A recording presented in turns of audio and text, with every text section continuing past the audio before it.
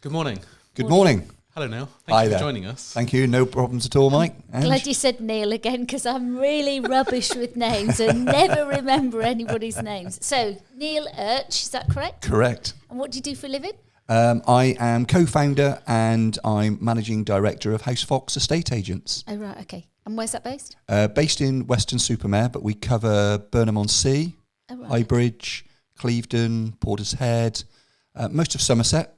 And we've gone into Bristol one or two times when we've known people that we just sold a house in Southville. So, yeah. That's Bristol. Yeah. So, has the current economy impacted on your business or not? Bizarrely, no. We thought it might. The year has started amazingly. I think the media are a bit of a doom and gloom merchants. I think they will tell you what they want you to hear. Yeah. If you were looking for a buy-to-let mortgage back in November, it was most probably 6% plus. Yeah. But today, if not higher, yeah. Yeah, today it's most probably getting much closer to 5%. Yeah. But the media aren't telling you that. Yeah. All we're hearing is that interest rates are rising. They've gone up for the 14th straight month. But the banks are keen to lend. They've got to be competitive because there are 90 to 100 plus lenders out there. So this year, we weren't quite sure it was going to start. We were a little bit worried, would people be scared about the news? But I've always said there's people that need to downsize, there's people that need to upsize, there's people that need to move for jobs, there's people that want to get rid of their mortgage, there's people that are doing very well in this economy, so they can afford a bigger house. So this year has started far, far more positively than I think we expected. Sales are certainly coming in thick and fast. We're positive about the year. I think you've just got to do your own research and maybe switch off the television and not open the newspaper. Well, it's funny you say that because I got a comment from somebody said, "Oh, have you heard that about in the news?" I went, I don't watch the news unless I absolutely have to, and Dave insists we're watching it for some reason. Yeah. But if we do, we only watch the headlines, don't watch anything else. Yeah. And B, I'm not interested. I'm just interested in what's going on here and now. Yeah, and I think different areas will always be different in the housing market. I'm under no illusions that Southwest has become a super popular place to live since COVID. Yeah. A lot of everyone's people moving out the cities. Yeah, a lot of people coming out of Birmingham, London, Manchester, and then we are also finding even people from Bristol, where they are selling for some silly money, some real big money, are coming down to the likes of places like Weston-super-Mare, which is getting better, is offering a far more value for money. What you can buy in Weston-super-Mare compared to what you can buy in Bristol is, chalk and cheese. Yeah. So, at the end of the day, I think also COVID taught us that we don't need to live quite as near to where we work because far more people have stayed working at home. Yeah. So all of a sudden they've gone from their 3-bed in Bristol to a 5-bed in sort of Weston, Burnham, something like that, and then had an office at home and have got most probably a smaller mortgage and a bigger house. Yeah. And a better quality of life as well, because they're not in the middle of the city where you can't park and you've got all that kind of stress and so on. Yeah, and I think these seaside resorts are, there's nothing better, well, personally, for me, there's nothing better than a Saturday, Sunday morning, getting up, walking your dog, beach, sun rising. It's a really, really lovely fresh air. It's great, I'm not saying Bristol's not a great place, it's a beautiful city, your Clifton, your Stoke Bishops, your Sneyd Parks are fantastic places to live, but you do need serious dollar to live there. Yeah, yeah. It's like London. I love going to London, but I wouldn't want to live there anymore. I've lived there. I wouldn't want to live in London. I love going. I love seeing the sights. I love walking. I love the whole buzz of London, but I only want it for 3 days. Yeah, like I said, London for me, to be fair, only ever go there now if we've been up to the award ceremonies with Housefox. It's 100 mile an hour at most probably. Yeah. I suppose I'm a real West Country person and I like this slower pace of life. Sleep or stop, isn't it? Yeah, it is. Yeah, and I like the slow. Like I said, I like the walking the dogs, stuff like that. Yeah, but I get London. I've got friends that think London is like the be and end all.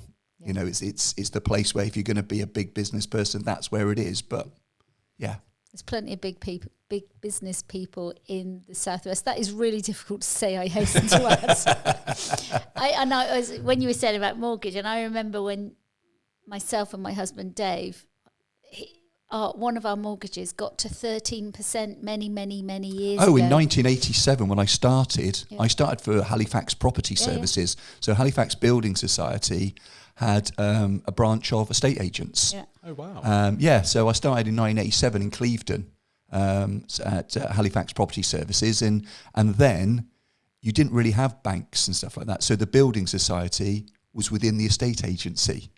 Yeah, I remember that. And I remember in 1987, I think I started, and I think within 3 weeks, interest rates were 15%. Yeah.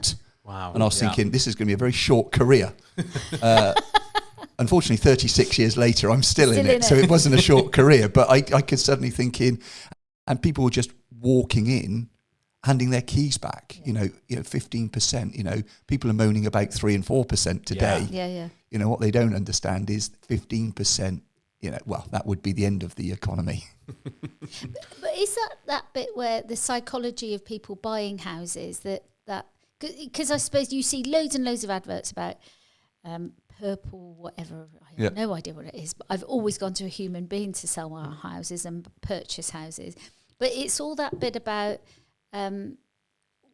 conditioning. We're conditioned to live, because let's face it, people have had it really easy with 1% above base. And I mean, you just think, wow, gosh. I mean, I don't know about you, but my mortgage at home is 0.75%, and it's fixed until I think January 24. And I've got another year to go. And you think, well, that's, the bank are then losing money, lending me money. Well, my brother tied in at the beginning of last year, 1.1% for 7 years. Oh, wow.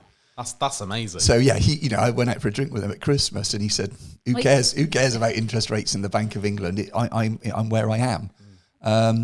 So I think people have had, I call it fantasy land. I think anyone that's 40 plus most probably is a little bit more savvy with these interest rates. I think anyone that's 35, 30 and under is just going, whoa, 3%. Yeah, I'm looking at you, Mike. So I think he thinks I'm really old then. So I just think you've got to cut your cloth accordingly. The only thing, we were having a chat the other day about it. I think the only thing that has changed is when I was taking out my first mortgages back in the late 80s, mobile phones were really not about, or they were just coming out. Sky didn't exist.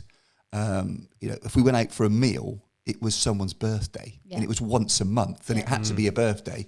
If I wanted a television, it was, when I was younger, it was Christmas. Now, I've got 3 children, 21, 23, and 24, and if they want to go out, they go out on a Tuesday night, they go out on a Thursday night, they want a pair of Nike trainers. Other trainers are available.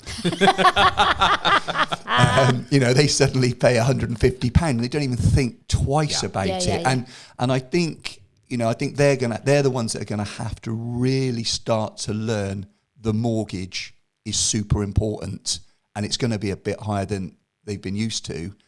And going out is something they'll enjoy, but it's not gonna be as much as they're used to. But is that who's created that? That's what I suppose what I'm trying to say is, because I remember when our daughter moved into her house, and she bought a house in Burnham, her first house in Burnham.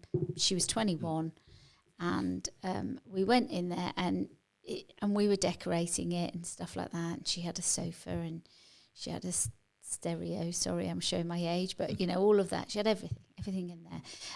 Myself and my husband sat back and reflected. When we moved into our first house that we bought together, we had a sofa, one of the legs had dropped off, and we had to prop it up with a bit of wood. Do you know what I'm saying? It didn't have a kitchen. No. It took us like 10 years to get a kitchen. All of those things we did. And I think, what is it, in a sense, is that pressure of material things. Like, you go to your house, let's face it, your house is beautiful.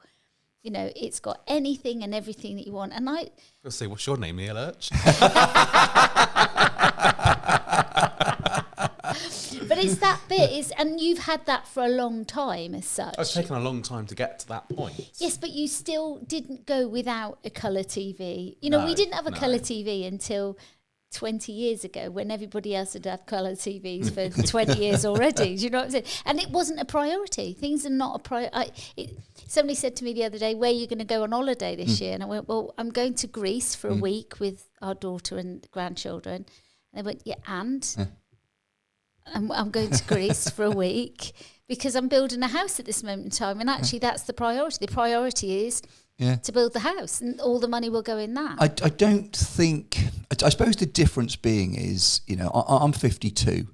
And I suppose looking back, if I look back to my grandparents and my parents, by 52, your mortgage was paid off. That was it. You just paid your mortgage off.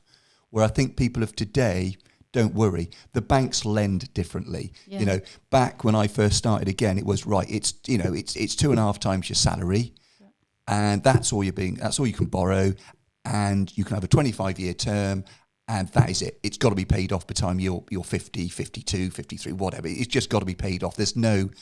Today, you know, my mortgage is going until I'm 79. Wow, that's... Yeah. Yeah, they're just not worried. The banks aren't worried. It's down to me. I've got a friend who... she's a buy-to-let landlord, and she has just... or last year, I think, she remortgaged one of her properties. She's in her... late 60s, I think, and she's just remortgaged one of them until she's 104. Jeez. And you think, you know, that's nuts. Well, the bank will just pull the asset back, won't they? They'll just take the money back when they don't have the estate. But I suppose, mine's up to 79. But, you know, my aim is it's a nice house. I don't need that size of house. So I suppose what will happen, I'll get to 60, 65. The children all have left. And, you know, I'll just downsize to a bungalow or an apartment and pay the mortgage off, and that'll be it. And I suppose that's how the banks think I will do it. Well, it's almost turning, you know, properties, mortgages into almost you're renting it from the bank. Yeah, that's what it's becoming. Almost. Yeah, it is, and that is it. And I think in Europe, I'm not sure if this is fact or not, but I think it is. I think there's things like lifetime mortgages where you can actually you hand it on to your children. Or so they take over. So again, I think like Mike has just said, I think we're renting, but we own it. Yeah. And the difference is, if I want to put a new kitchen in, if I want to paint it, you got choice. I can do it. Whereas if you're renting, you can't do it. Or if you are doing that, you're adding value to your landlord. So I think these days, and I don't think, you know, I say the youngsters, but I think anybody under 30 just doesn't care anymore. I don't think they...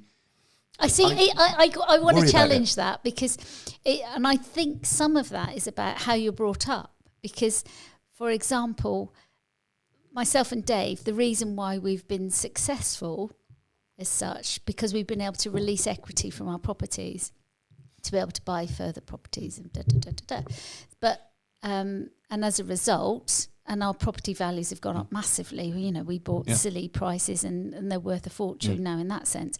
But we pay our mortgages off. So all of our mortgages are virtually, our personal mortgages are paid off. Now, our children are doing the same. Yeah. And it's like, is that because are my kids doing that because that's what we've always tried to do, so that we could release equity if we needed to do whatever we wanted to do. So do you pay your mortgage off? It's a repayment mortgage, yes. But do you actually contribute anything extra? No, and I think the reason for that is that there isn't the spare money lying around to do that. I appreciate that. And the other thing is, and this is probably me being a bit cynical, but you know, if I was to pay off an extra, I don't know, £5,000 a year, let's say, it's not actually worth it right now because it's costing me so little to borrow that money. It's not worth it. I mean, a really good example is a friend of mine has recently moved house, bought his first house, and he hasn't really got the money to finish the house. And what I mean by that is to buy a dining table, to put, you know, a rug on the floor and art on the walls and things like that. So he's just gone and borrowed, I think it's £10,000 from the bank to be able to go and do all of that kind of stuff. And the interest rate that he's paying is I think it's 19.5%. Yeah. Absolutely insane. Yeah. And I said to him, just wait. Just save up until you've got the £1,000 to buy the dining table you really want. Yeah. You know, why spend? You know, 20% you're paying back. That's a lot of money. A lot of money. Well, I think again that's going back to the youngsters today. You know, they'll stick it on a credit card. Yeah, and they want it now. Yeah. They want it right now. They won't wait. Yeah, and that's why they'll put it on a credit card. And again, that's going back to the 60s, 70s, 80s. Credit cards then were, you know, as far as I'm aware, just weren't like they are today. You know. Well, they refused you to have a credit card. Yeah, I remember trying to get a mortgage, and I was always very, very, I don't want debt. If I can't afford it, I won't have it. You know, I need to buy it, etc. My mum's exactly the same. But I can remember trying to buy something once, and they said, "Sorry, but your credit rating is poor." And I said, "How can it be? I don't owe anything. Yeah. I don't owe anybody any money. I own my car. I own my sofa. I own my tea." And they said, "No, you've got That's it wrong. That's the reason why. The more debt you have, the more credit you'll get." Yeah. And I had to go and get a credit card, and they said, "Look, just go and get a credit card, put £1,000 on it, and then just pay it off." Yeah. And I said, "Okay, sounds good." And I just paid it off, and next thing, a month came, and through came a letter. "Oh, your credit's good. It's £2,000. Yeah. I was like, "All right, okay," and just kept doing it. 3,000, 4,000, and every month. And you know, because I was paying that £100, £200 a month off of it, I think my credit cards, I can go up to about £12,500, £13,000. Okay, I'm going to go absolutely nowhere near it, but all of a sudden, I do have that ability. And I think if I was now suddenly said, you know, I want a holiday, if I couldn't afford it, I'd go, yeah, but there's 8, 9, 10 grand available on this card. Let's do it. And I think that's how people are today. I think people live for today, worry about tomorrow. And I think that's how people live now. And I think social media, you know, if you go on Facebook, everyone's life is amazing. They're all on holiday. They're all taking pictures of the food they're eating. Life is just great. And the problem is if you then think, oh God, I better go out because, you know, they've been out this weekend and they're booking, you know, Barbados and, you know, I should be going on there.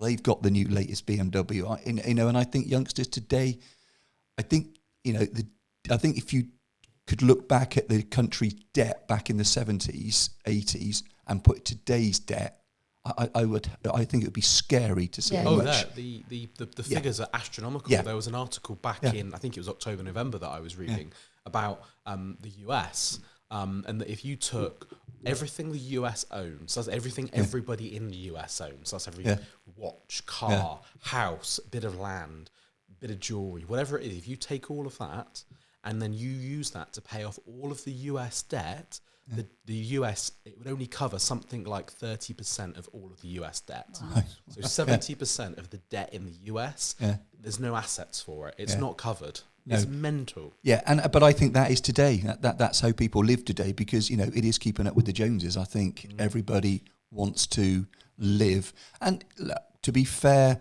I think we most probably have all got stories of people that have died young, friends, family. So I think, you know, part of me thinks, why not do it? Because tomorrow isn't promised. You know, it is, you know, unfortunate that, you know, people are now dying in their 20s, 30s, 40s, 50s. You know, I don't know, you know, my grandfather passed away when he was 67, yet my nan lived to 94. So there's no rhyme or reason. And he wasn't a smoker, not a heavy drinker. So there's no rhyme or reason. And I was out with a friend last night, and I think you've got to enjoy life, I think, because at the end of the day, you know, I think as long as you've got things like life insurances and stuff like that that are going to look after your family, if something should happen, it is all paid off. And I think, you know, that's the thing that, you know, these days are also good, that people will take out big mortgages, they'll take out big things because they've got life cover, they've got these things that will pay these things off. It's interesting. So I hit it was my 60th birthday last October, and I had a fantastic birthday, by the way. But I mean, age has never been something that's ever bothered me in the slightest. It's never touched on me ever. Interestingly enough, I've been very reflective on. I'm nearer dying than I am living. Yeah. I mean, I live very much in today. Today is what I've got, and that's all I've got. I've always lived like that. Or since for the last 36 years, that's my life.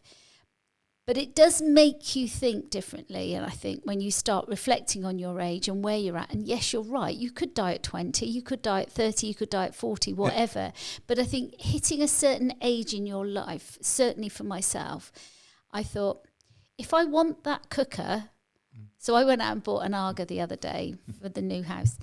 And the kids were asking me how much it was. And they were doing guesswork and they went, that is ridiculous. And I went, yeah, do you know what? I'm 60. Yeah. I've worked really hard all of my life. Yeah. Why shouldn't I have that? I've not put it on credit. I've paid for it out of my bank. It's fine. Yeah.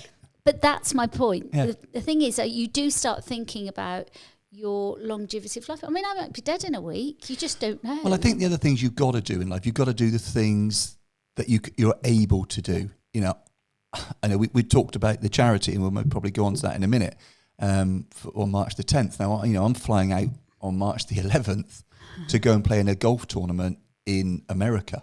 Wow. Now, this is a dream. You know, I'm going to be playing, you know, I'm going to end up playing Sawgrass. You know, if you're a golfer, you'll know what Sawgrass is all about. What is Sawgrass? Sawgrass it's classed as the 5th major. So in golf, there's 4 big tournaments that everybody wants to win. And there's another competition called the Players at Sawgrass. And I'm going to watch the final round on the Sunday. So I will be there, and McIlroy, Rahm, Dustin Johnson, they'll all be there. So I'll watch all of those. And then 3 days later, I'm playing the course that they've all played. That's pretty cool. That's amazing. That sounds good. And the stadium is all staying up. So we will play it as they've played it. Yeah. And that's a dream come true. Yeah, yeah. It's stupid money. It is stupid money. But I'm very fortunate at the minute to be able to pay for it. And I'm going to do it, you know. But I can't wait to do it. But again, it's one of those things. Should I be doing it when I'm 65 and I'm maybe retired? But I think, could I play golf for 5 straight days at 65? Will I be able to play golf at 65? Will you enjoy it as much at 65? Yeah, you know, and you know, golf, you do have to hit the ball a certain distance to make it enjoyable. So I'm going to do it now because 65 isn't guaranteed, and at 65, will I enjoy it as much? So, you know, I'm a great believer, and you know, I just mentioned then about the charities, and obviously that has changed my perspective on life, doing some charity work. Yeah, yeah. I was very fortunate to meet Andy and Sue Collard about 8-9 years ago, maybe. No, it could be longer. And Sue Collard is an inspiration when it comes to raising funds. Unfortunately, her daughter passed away when she was 11 of bone cancer. On New Year's Day. So my daughter was in the same year as her. My daughter knew her. So I got to meet Sue. I went to a charity ball, spoke to her afterwards and said, look, I want to get involved in charities. You know, and I held a charity ball for them. And I think I've probably done 10, 12 now. And now I'm doing 2 a year. Could be doing 3 this year. Yeah. So, you know, but when you meet these people and they talk about what's happened, you just think, wow, you know, I'm 52 and touch wood, I've been very, very lucky, you know, not to have had that. You know, yes, my grandfather passed away, but he was 67 of cancer. But, you know, I did one 2 years ago for a young lad called Nathan Truman, and he was 21 and diagnosed with cancer. And, you know, I think it was 50-50 whether he survived or not. Great news is he survived. And we did the charity because he was wanting to raise £50,000. And he was a bit short, so we said, look, we'll do and we'll put all the money in. Yeah, yeah. You know, then I've did Dementia UK last year, and again, you meet people with dementia, which is a horrendous disease. You know, it really is. You know, for the family as well. You know, to go and see a parent that doesn't know who you are, and then next day they do, the next day they don't.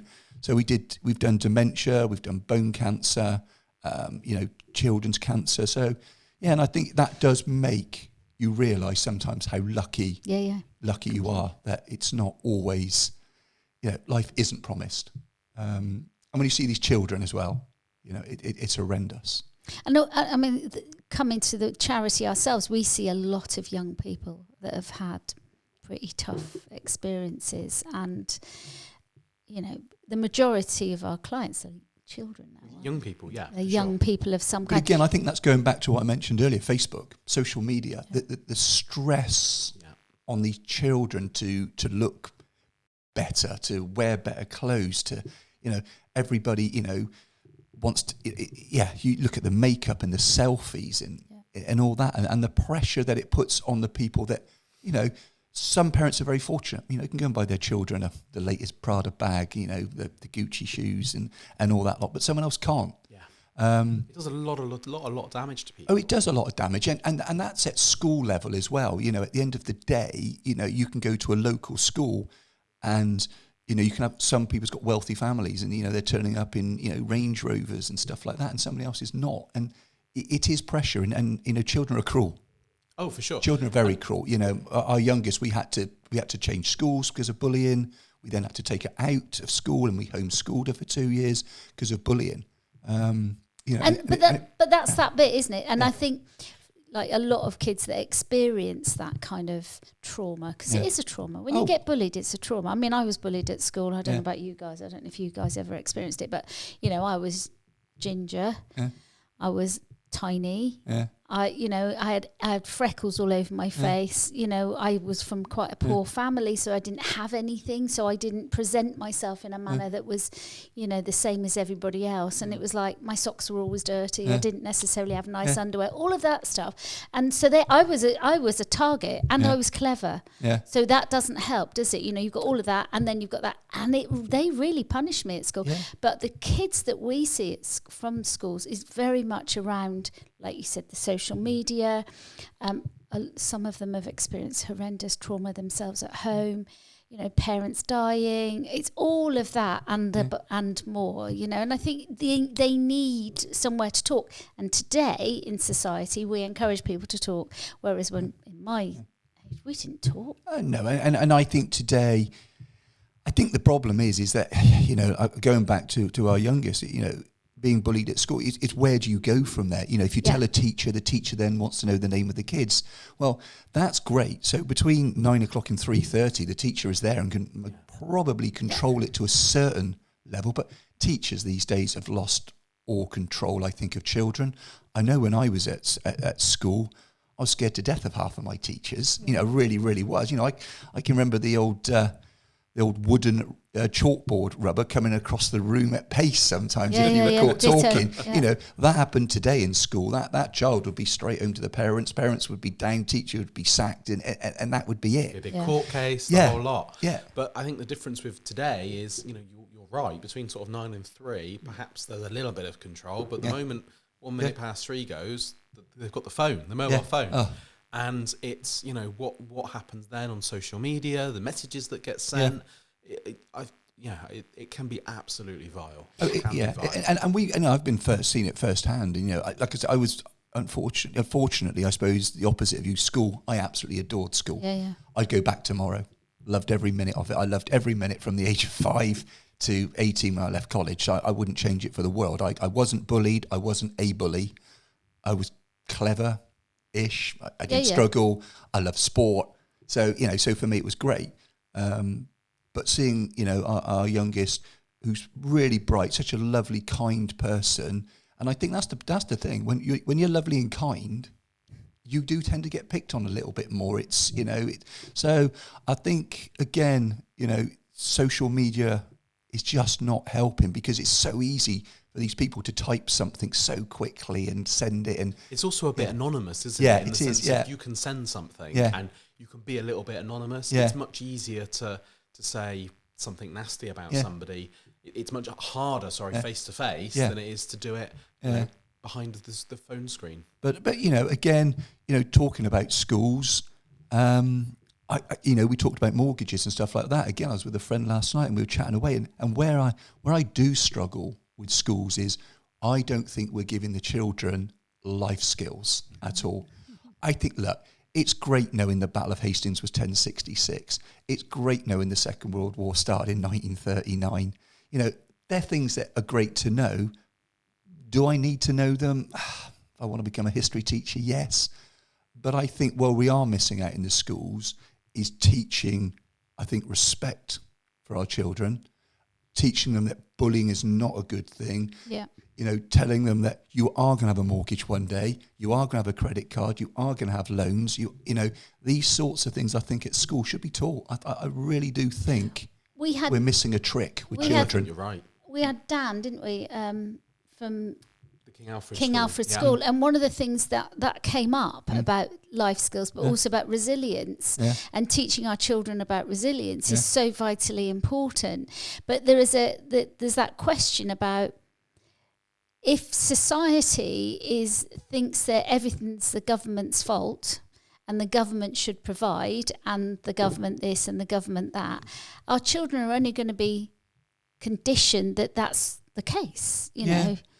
But like I said, for me, I think it all starts at an earlier age. I think 11, 12, they should start to learn about these things. I think it's something we are missing a huge trick in this country. The things that we're all going to have, you know, I would say 99% of people are going to have a mortgage at some stage in their life, you know, unless they left a lot of money, you know.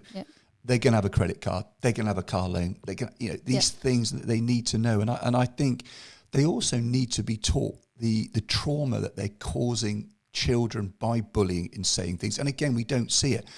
You know, there was an advert which was banned in late 80s, early 90s when I was in a estate agency. They showed about life cover, and how we were meant to sell life cover is this. There was this advert of this couple, you know, the dad giving the mum a kiss on the lips and saying, right, I'm off to work now, saying bye to the kids, and literally going off to work, having a car accident and, you know, not surviving. And then they go back to the mum. He didn't have life cover. Because he didn't have life cover, the woman lost the house. And that was how they tried to sell life cover. And part of me thinks... It's real. It was real. And that was hard hitting, but they said it's too hard hitting. But I think that's real life. And you know, and I know there's a way of selling life cover, but that is real life. And that, you know, that person has then left with, can't pay the mortgage, can't pay off the house, and does lose like you it. said, that's the reality of life, for sure. And that's what I think children need to learn, that, you know, why do I take life cover out? Well, if this happens, you know, if I bully this child, and show them a picture of a child that's been bullied or something, really get it into their mind. This is what you are doing to these people. And I think, you know, we're sometimes a little bit soft in this country. I don't think we shield our children from some harsh realities that are out there. And I think sometimes they need to see the damage that they can cause to other people by what they think is a joke. Do we shield the adults as well, though? Because I don't think bullying just comes from kids. I think, you know, your neighbour that gives you a hard time and that's not very kind to you, and, you know, you go a work colleague. You go in a shop and somebody, like the person behind the counter's a bit rude to you and stuff like that. And that, you know, they don't know what kind of day you've had. No. They don't know what's your personal circumstances are. So I don't think it's just kids. And social media, again, is not always the kids that put it on there. Oh, no. It's the adults as well. Yeah, no, like I said, you see adults on there, you know, what they're doing and how great a life they're having, and it's not always that good. So, yeah, like I said, I just think now it's got to start somewhere, and I think the schools should start that. I think it's the obvious place to start, isn't it? I think they do it. I do think they do it. They do it through PSE. I mean, and I've been into and asked to talk, but is it a broad spectrum thing where they do everything, and also it's hit and miss? It's who you get to come in. You know, if you've got you coming in and talking about the impact that your daughter being bullied or son or whatever it is, you know, and this is the impact of blah blah blah blah blah. It's a bigger impact than sitting there and having a screen come up and a questionnaire put up, and you know, we're talking real life then, aren't we? Yeah, I do, and I think people once you actually hear someone's story, good or bad, and you know, I've done the opposite. You know, I've been to seminars where people have been super successful. So it's not all doom and gloom. And they inspire you, and you think, wow, that guy's come from nothing, that woman's done this. And again, I think it can't all be doom and gloom at school. I think you've got, you know, there's nothing wrong with that. Sending in someone that's going, do you know what? I was 16, I left school with no qualifications, and today super wealthy. I've got this, I've got that. And the reason I did it was hard work. And again, that I think would be good for children. I think, you know, you need the bad things, you need the good things to make sure that children are educated. It's about being rounded, isn't it? You're creating rounded individuals. I wonder if one of the problems here is that, I think I get the impression from speaking to teachers that they want to do this stuff, But I think their issue is their hands are tied, because at the end of the day, whether a school is good or bad is all based on those grades. It's based on those exam results. So, schools are, because you're tested on whether you know your fractions and whether you know when the World Wars were, when Battle of Hastings was. They can't miss a lesson on the Battle of Hastings to learn about mortgages or credit cards or renting, or even how to live in the real world, because unfortunately the school's not tested on that. The school's testing young people on when they're great. Well, it is. In Ofsted is all about, we want to say we're rated excellent, we're rated this, and I get that, because again, coming back to estate agency, when I opened Housefox 4.5 years ago, it was all about service, because I'd done estate agency for 30 plus years, and estate agents have got horrendous name. There's no getting away from it. They're sharks. They charge a fortune. They do nothing. They open a door and they take £2,000 out of our pocket and do nothing. I think more and more people have come around to estate agents now. They actually do earn most probably some good money, but they work very hard for it, because it's not as simple as it used to be. And I think now when they look at the stamp duty aspect, and when you break it down, you buy a house at £400,000 and the estate agent's charging you £4,000 and the solicitor's charging you £3,000, but the government is taking £5,000, £6,000, £7,000, £8,000 in stamp duty, and if it's a second home, is taking another 20 grand. You suddenly go, well, actually, the estate agent is no longer the shark. They're the ones that are putting all the work in, all the effort in. So I think when we opened, we wanted to make sure it was all about service. Similar to the schools, we want people to look at us and go, that service is great. They've won awards, they're rated high on Google. So I suppose, I see the balance between schools making sure that their Ofsted are brilliant, and I look at Housefox's service has got to be Do you know brilliant. what? I actually think it's the schools have got worse. And I'll tell you why, and that's because they're becoming academies. Well, academies are effectively businesses. So it is now about reviews. It is about, our academy's better than yours. But again, it's all based on these exam results. It's not based on that young person there has now got the skills for life. I think that's a little bit sad. And I think it's going to be a long, long time before anything materially changes. And I'm not sure how that will even happen, which is does that also link to accountability? So, for example, I've had some fantastic estate agents, and I've had some really crappy ones. And we bought a canny few properties, and how would you decipher them between good and bad? Okay, so for me, what's good is I want to talk to you. If I call you and you're busy, that's fine, absolutely fine, but you return a call. If you say you're going to do something, you do it. That's it. It's black and white. That's as simple as it takes for me. Okay. And likewise, if you ask me to do something, that I do. It's got to be a two-way relationship. But fundamentally, I am going to you for your skills, and your skills are to communicate to me about the sale of this property or the purchase of this property, whatever the circumstances are. And we've had estate agents that have been amazing. We've had their communication is brilliant. They let you know what's going on, And then we've had, and I can think of a specific property that we bought in Burnham. And I am not kidding you. It was hell on earth. And it was almost like, do you want to sell this property to us or not? Do you want this property to go through or not? And okay, I know that can be determined by the people that own the property. You can sometimes be delayed, but communicate that. That's all you need to do is communicate it, and they don't. So I feel that, but that's like everything. It's a bit like the schools and having academies. Where does the accountability sit? Sure, yeah. For example, look at the NHS, the problems we have in the NHS. It's not about the NHS. I don't think the model is right for the NHS, but half the problem is every Tom, Dick and Harry want an instant fix. You go to A&E and 90% of the people that are in A&E do not need to be at that hospital. They need to go home, have a paracetamol and put their feet up. That's it. You go to, look, I watch A&E, or that programme, I love it. 24 hours 24 hours A&E. Oh but God. It makes you look at, there's like 30 or 40 people sat in a waiting room. One because he stubbed his toe. Your nail's going to fall off.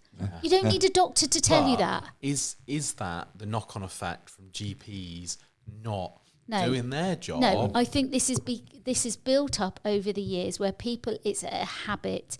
People have got into poor habits, similar to life skills. People are over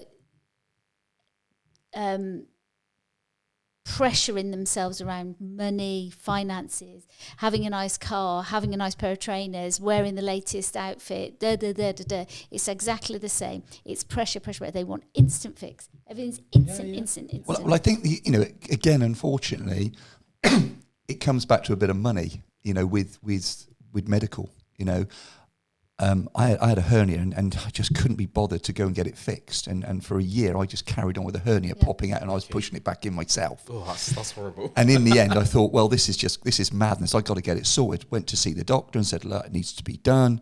He said, we don't operate on hernias under NHS. He said, we'll put you onto a waiting list. Could be 6 months, could be a year. And bizarrely, I saw a friend on Facebook, but he had a hernia at the same time. And like I said, unfortunately, my nan had passed away and she'd left us a little bit of money. And the option was £3,500 to go and have it done privately. And I could have it done Friday. I could choose and I wanted to go in. Wow. And he didn't have the money, so he couldn't.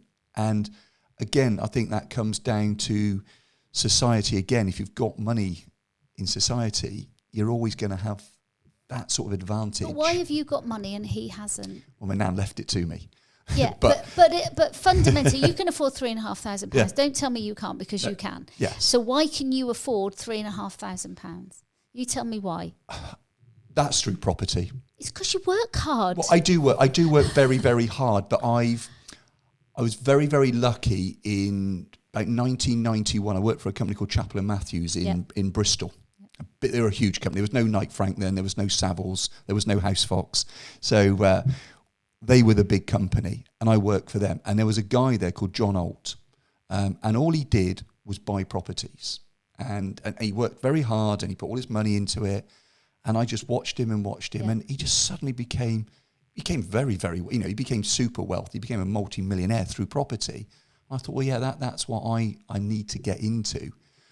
And I think, buying properties, renting them out, remortgaging at the right time, taking money out, that's most probably not a good thing. A lot of people want to pay it off. I'm the opposite. I like to have equity in property that if I needed it for the hospital, a holiday, I can pull it out at such a cheap rate over such a long time. Yeah. If I want to pull £5,000 out and stick it over 25 years, it's most probably £10, £15 a month. But I can then have that holiday, or I can have that hernia operation. And that's what I did. Yes, I worked very hard, but I think property, and I still tell people today, even at 3%, 4%, 5% interest rates, go and buy property. You are not going to regret it. Yes, you might buy a property today, and yes, it might be worth 10 grand less in 6 months' time. But I'm telling you, by the time you come to sell it in 5, 6, 7 years' time, you will have made 10, 15, 20, 30%. So I think, that's, again, going back to the schools, educating children, buying Nike trainers, going out 3 times a week. It's great. But long term, it's not what you need to be doing. But you need to be buying a property, because once you're on that property ladder, you're laughing. But the thing is... 1 second, sorry, the camera went off. Let me just turn it back on. One sec.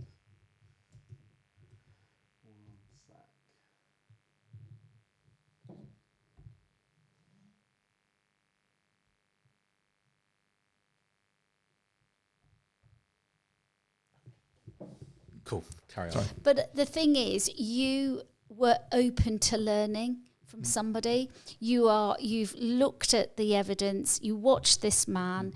You gathered the evidence, and then you did something about it. So let's go back to, say, the NHS. The NHS has a problem. When we had COVID, doctors saw hardly anybody. Nobody was sick for some reason while we all had COVID and were sat at home with our feet up. And A&E was dead. Yeah. Do you know what I'm saying? So, and then all of a sudden, COVID restrictions lifted, and every Tom, Dick and Harry has got something wrong with them that they have to impact on the A&E, the doctors, So we have a rule in our family. If you're sick, 3-day rule. unless it's obvious that you're dying. But 3-day rule. Give your run over. Yeah. Wait 3 days. But the 3-day rule is, see if he gets up off the floor. Yeah, that's it. Let's have a look. you basically you wait, and if in 3 days' time you still feel as rough as you do today, then go to the doctors. And then if you still feel rough again, and it can be a disadvantage, but there's also an advantage to that, is you're not impacting on other people to solve your problem. You're learning resilience, and you're getting used to managing your own health. And I think that's right. I think you've got to look at the bigger picture. If everyone had a cold or a snivel just ends up at hospital, it's going to be breaking point, and someone that really does need it is going to be in trouble. But that's what's happening. The only thing I do find funny though is with our pets with the opposite. If my dog suddenly starts limping, it's right, vet, off we go. If the child's limping, it's like, just walk it off, you'll be fine. Let's see where you are in 2 or 3 days. With the dog, it's right, get the dog into the car and let's race the dog down to the vet. No, I don't. I'm a 3-day ruler because I've got a horse and I can't get it in the car. I can imagine you trying to get it in the car. But no, so, going back to the sort of the property side of things, I would always say property is, you've only got to look at people like Mike. Mike's young. Yourself that bought property, it funds a very good lifestyle later on in life. So you may take some pain when you're younger, and you may not be able to go out quite as much as your mates are, but I'm telling you, in 10, 15 years' time, you'll be having that Barbados holiday. You will be having that newer car, because once you've got equity, that is it. You just need equity. Once you've got that, you're on that ladder, you're off and running. I agree.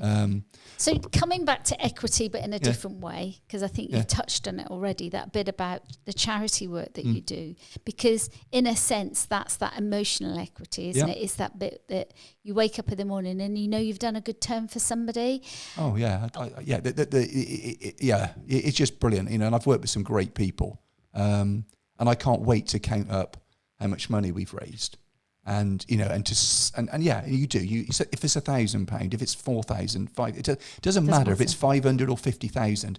Once you are raising some money and you are giving it to somebody, you know that somebody is going to benefit from. And to be fair, charity balls, charity dinners, they're good fun. Yeah, there are a laugh. People enjoy them. That's the other thing. They're not hard work. It's not a painful experience to raise the money. When I see people run a marathon, thinking, I'm going to run 26 miles. I think, you must be mad. Just go and do a charity ball. Go and drink and eat and enjoy yourself and dance. Yeah. Why do you want to run 26 miles? I just couldn't do it. I thought about doing Dry January, and I thought I would have to be sponsored. And I would have to be sponsored a lot of money to do Dry January. And I mean a lot of money. Yeah. So I'd rather go and do a charity ball, because I can raise, I can do it and enjoy that. So I do think you get I think, you do feel, it is a feel-good factor. And there is a bit of ego as well to it. You do feel good. You're on the stage, you're raising money, people are listening. So you do that.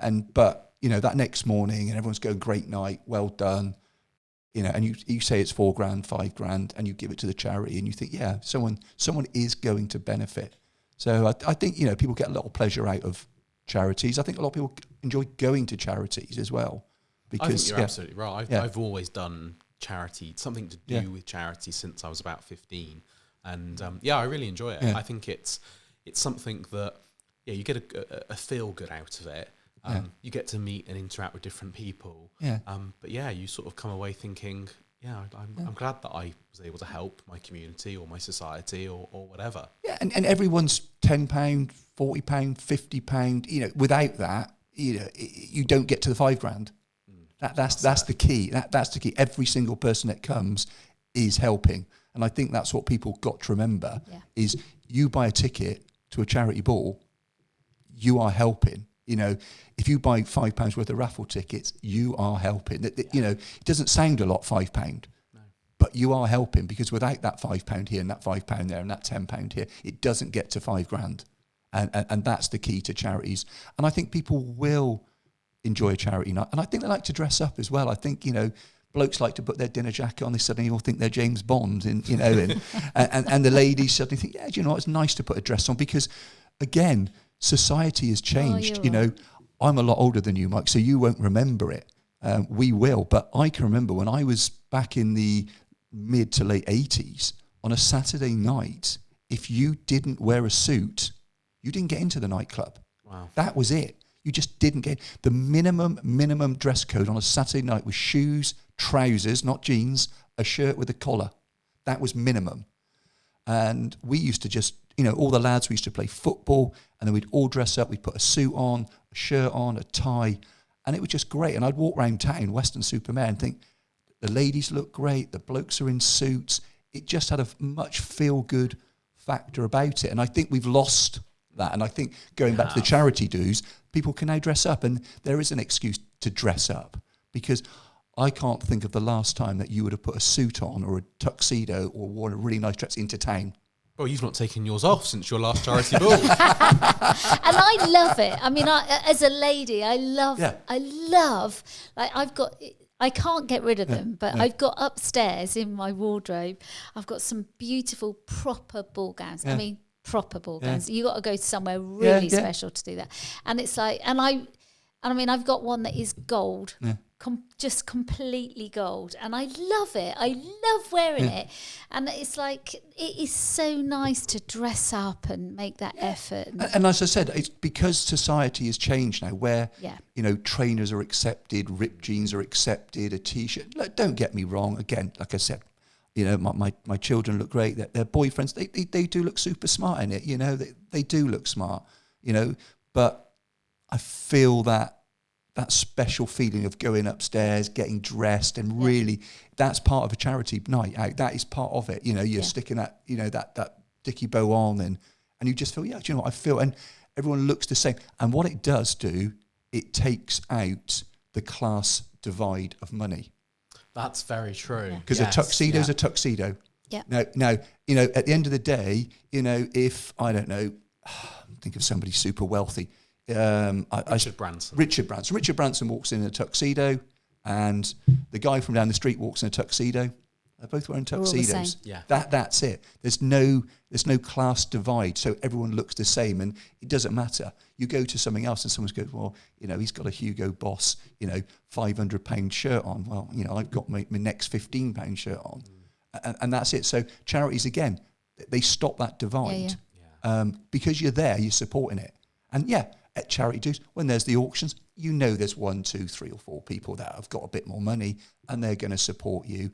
But there are another dozen people that help get that price up, and they do. And but I've seen people that have got, I wouldn't say got no money, but have bought things because they just really want to help. And I bet the feel good factor when they wake up the next morning of paying £150 for something that's £50, they most probably go, God, did I really just do that? But I bet they feel good. Yeah, they've completely done it. So I think charity events are great because I think they totally get rid of class divide. A charity event, everybody there is supporting it.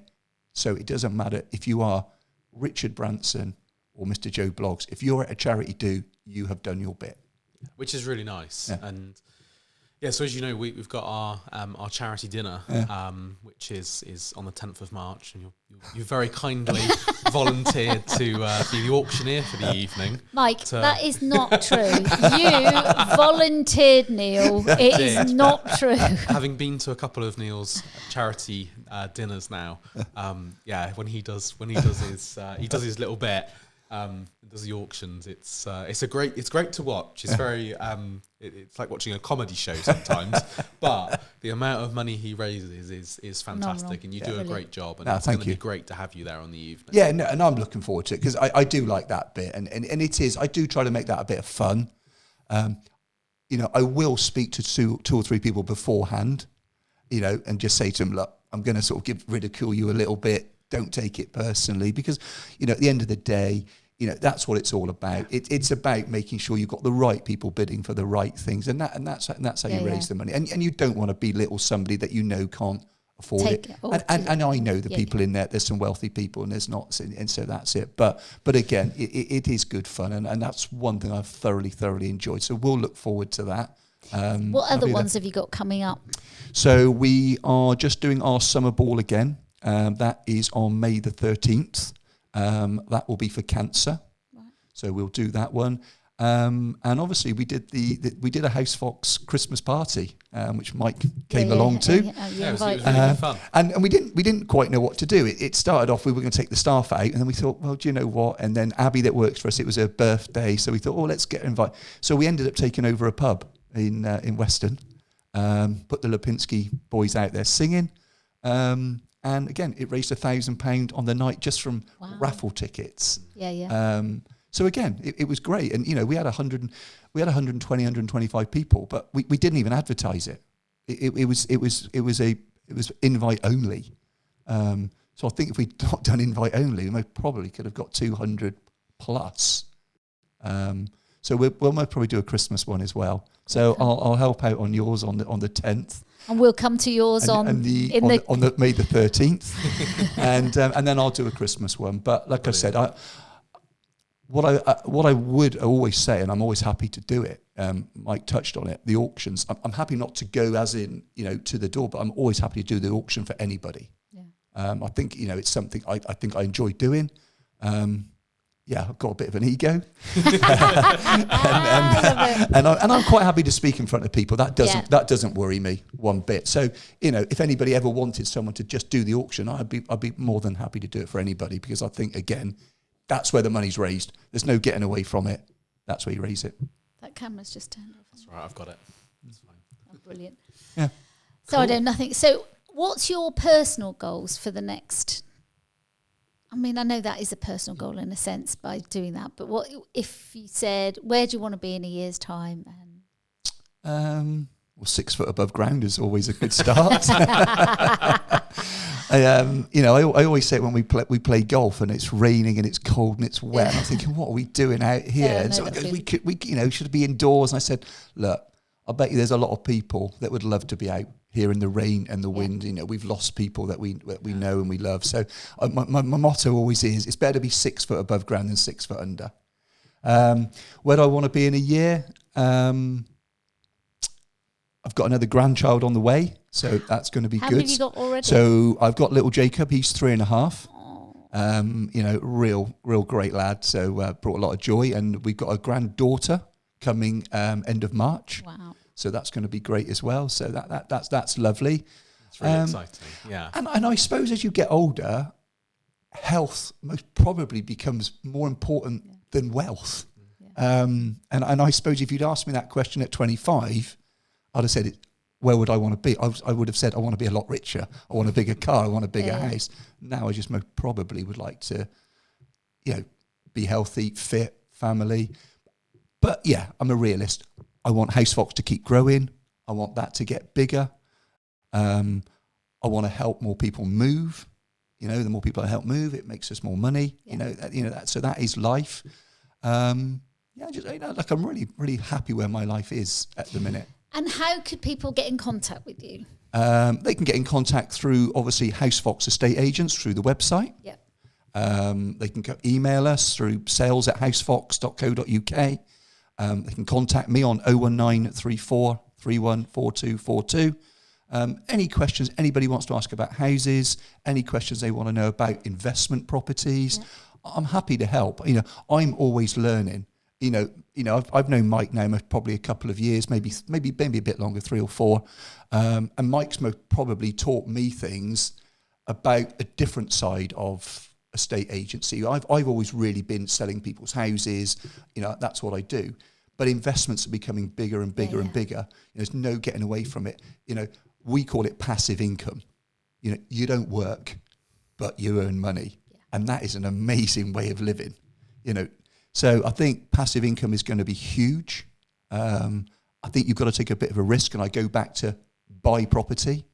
If you can't afford to live in it, rent it out, because it's going to be paid off. And when you can't afford, even if you've got to live at home with your parents, just buy something,